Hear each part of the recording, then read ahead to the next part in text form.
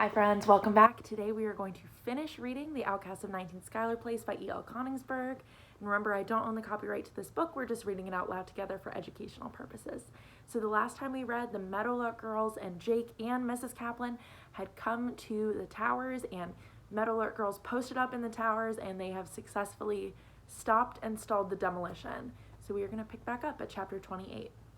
With phases 1 and 2, stop and stall completed, Loretta Bevilacqua saved the towers, just as she had promised she would. Infinitel bought them. Whenever them big shots at Infinitel hear Bevilacqua, they know it means something. Loretta Bevilacqua knew that the next big thing in the telephone communications business would be wireless, cellular telephones. Cell phones are little radios that need towers to hold antennas to repeat signals from cell to cell, across a town or a state, or from sea to shining sea. Loretta Bevilacqua knew that giving the towers a useful purpose would not make them any more welcome in Old Town than they had been when they were useless. She also knew that for her purposes, the towers would function better if they were positioned at an elevation higher than downtown. On Loretta Bevilacqua's recommendation, Infinitel moved the towers to property that the company owned high on a hill above the university campus. And then big shots knew that money could not buy the excellent free publicity Infinitel got from CNBS and People magazine. Chapter 29. Uncle Morris drove me to the airport to meet my parents upon their return from Peru. I had not seen them for a month, and I was excited. I had a lot to tell them. That evening, when I went downstairs to join them in the family room before dinner, I'd hoped to have them all to myself. But sitting on the sofa beside my father was a young woman who had been a graduate student of my mother's. I looked from my dad to that woman to my mother, and I knew we would never again be the family we had once been. I understood then why my parents had chosen to go to Peru without me. They needed time without me, time to see if there was enough love between them, just them. Beyond Phase 3. Chapter 30. I never saw Mrs. Kaplan again, and except for Berkeley Sims, I never saw any of the Meadowlarks again either. Berkeley registered at Clarion State University the same semester I did. We saw each other occasionally, even had lunch together a couple of times, but no friendship ever grew out of it. After one semester, she dropped out of school to become a massage therapist. About a year ago, she sent me a copy of People magazine that featured her as the masseuse preferred by all the major male Hollywood stars. She had attached a post-it to the page and written, "My second 15 minutes of fame." I saved the magazine. American Women in Space. I have saved one other issue of People magazine. It is dated the same year as the one Berkeley sent me. I was glancing through it as I waited in line at the supermarket checkout. I bought the magazine along with my grapefruit juice and Boursin cheese when I saw it contained an article about a certain Anastasia Morganis, who, as a member of a volunteer group of NASA employees, answers queries sent in to NASA's website. The caption under the picture reads, "Ms. Morganis reports that the most frequently asked question is, how do you go to the bathroom in space? To this query, she replies with words and pictures using her vintage Cabbage Patch doll to demonstrate how astronauts must strap themselves into the WCS waste collection system to compensate for zero gravity." And there was a picture of Anastasia, aka Stacy, aka Dolly, demonstrating that she had indeed learned left from right. El Nino, off the coast of Peru, caused disasters on almost every continent. At El Nino's peak, the angle of Earth shifted. Conditions off the coast of Peru caused the Earth to shift, but could not change the relationship between my parents. On the third Monday of January, my father moved out of our house. He married that young woman as soon as his divorce from my mother was final. Ma Bell broke up and gave birth to several independent, low-cost, long-distance communications companies.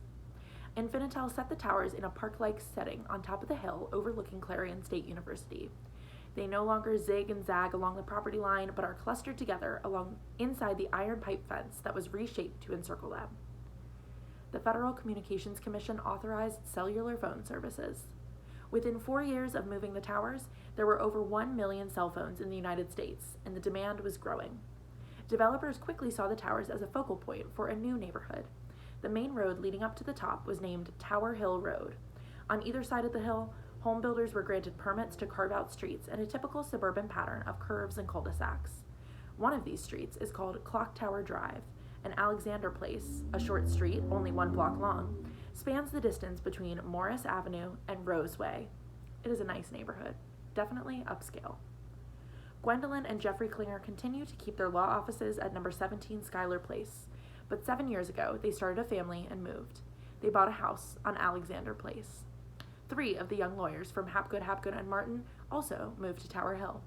So there they are, living in the neighborhood of the towers they had fought to destroy. Like the Klingers, when my father and the woman he married started a family, they moved. They have a son named Connor, who I happen to like a lot. They live at 184 Tower Hill Road in the very shadow of the towers that my father once called useless and superfluous. Infinitel appointed Jake as official conservator for the towers. He says the job combines his best talents, janitor and artist. Jake visits Tower Hill at least once each season to do maintenance on the paint and the pendants.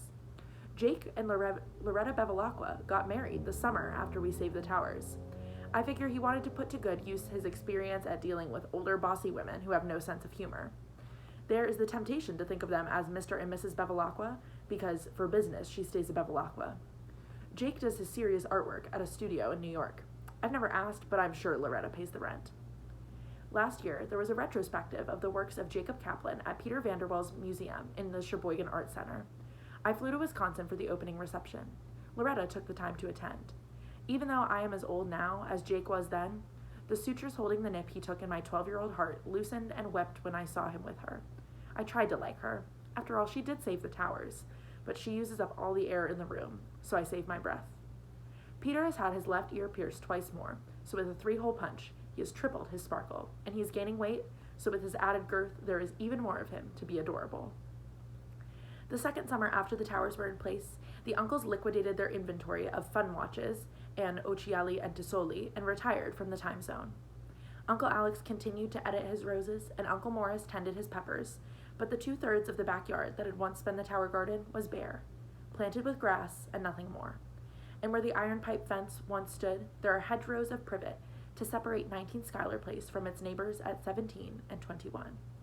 My uncles lived long enough to see a new passion of roses climb and entwine itself along the fence. After they closed the time zone, Uncle Alex would take Tartufo to the top of Tower Hill for his evening walk. In the summer, when the days were long and there was some remaining light after they had finished dinner, Uncle Morris would go with him. Their eccentricities, the Borsellino, the truffle hunting, the perpetual hand-waving arguments, were famous by then, and at dinner parties, people who lived on Tower Hill would tell each other of the Rose Brothers sightings. It became something of a contest to see who had the best story to tell. One resident of Clock Tower Drive insisted she had seen one of the uncles jogging, wearing a warm-up suit, but everyone suspected the teller of that tale was in need of a designated citer. When Tartufo died, by special permission of the city and of Infinitel, his ashes were scattered inside the fence at the base of the towers. He never found a truffle. My uncles died within 6 weeks of each other. Alex, the younger, died first. I inherited the house at 19 Schuyler Place. Like others who own these old houses, I converted the living room and dining room into offices and rewired the whole house for my computer consulting business. And like the Clearers, I remodeled the kitchen and added a room and a terrace in the back. But unlike them, I still live here. I sleep in the small bedroom upstairs, the one with the very distinguished, quite elegant bedroom suite in genuine French provincial style. Its white is now as yellow as its gold tone accents, but it is the rose ceiling that keeps me here. In a section in the far corner near the window that once looked out on the tower garden, there is a patch of a forgotten grid that is sketched but not painted. Jake has often offered to finish painting it, but I never let him. The year after my uncles died, the city council commissioned a marker to be placed on the verge of the state highway, just before the turn to Tower Hill Road. The marker explains that the towers were built by Alexander and Morris Rose, and that they had been moved from their original location in Old Town. Even though the paragraph on the bronze marker is long and the lettering small, most people can read it, not because they are farsighted or rapid readers, but because most cars slow down as soon as the towers come into view. From a distance, they strike the skyline like steel lace. Not until you get closer do they take on color, many colors, from orange sherbet to lemon and lime. No longer can anyone, except telephone linemen, stand under them and look up and farther up and watch the light hit the sheared blue surface of a shard of an old Noxzema jar, or see a piece of amber dawn crystal dance in the light. The towers stand tall against the sky, silent symbols of a new neighborhood, until a breeze comes from the direction of the old glass houses, and then they sing a song of witness to the old.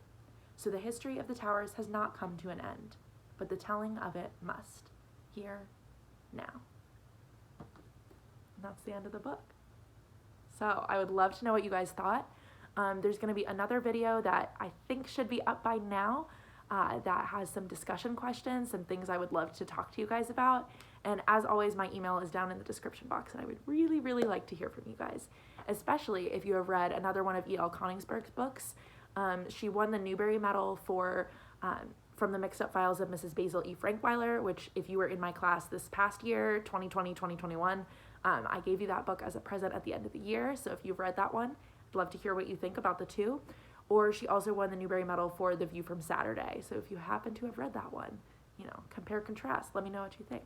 All right, so check out the next video for some discussion questions, but I will see you guys later.